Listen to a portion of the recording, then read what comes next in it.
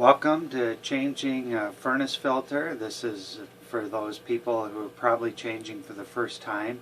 This is pretty much a tool-less job. However, if you do need tools, the tool you're going to need is a tape measure and a very small hammer. It would work fine.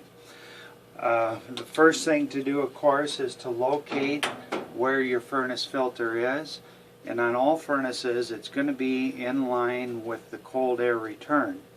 You have your furnace, and this is the cold air return coming into the bottom of the furnace, where your hot air return always comes out of the top.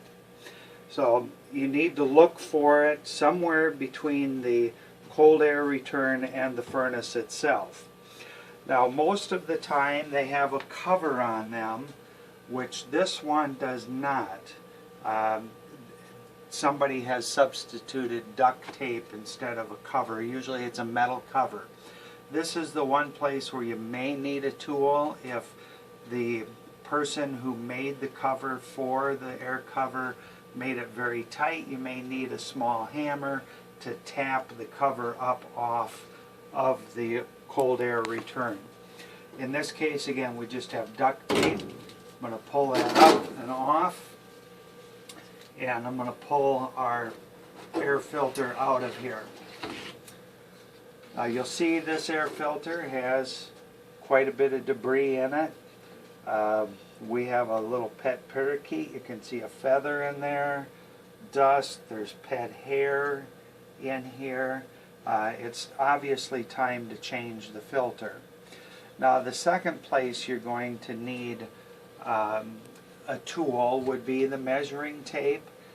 This is only needed if you have bought a home, you go to change the air cleaner, air filter, and there is no air filter in there. Then you're going to need to measure to see what size it is. If there is an air filter in there, it's going to say right on the air filter what size it is. This particular one is 16 by 20 by 1. They can vary in size greatly. I've seen some that are about 4 inches thick. They come in all sizes and shapes. If there were no air filter in here, the first thing I would do is measure across, and that tells me 20 inches. I would measure down by sticking the tape in there until I hit the bottom, and that shows 16, and then across it's 1 inch. So as this filter shows, 16 by 20 by 1. Now, this is your cheapest type of filter, a fiberglass spun filter. You can see it works. It does a good job. I'm replacing it with a little bit better filter. I keep my filters right up here, and I'm going to pull out a new filter. Also, on every filter, somewhere it's going to show airflow. This needs to go in the right direction to maximize the air cleaning power of the filter.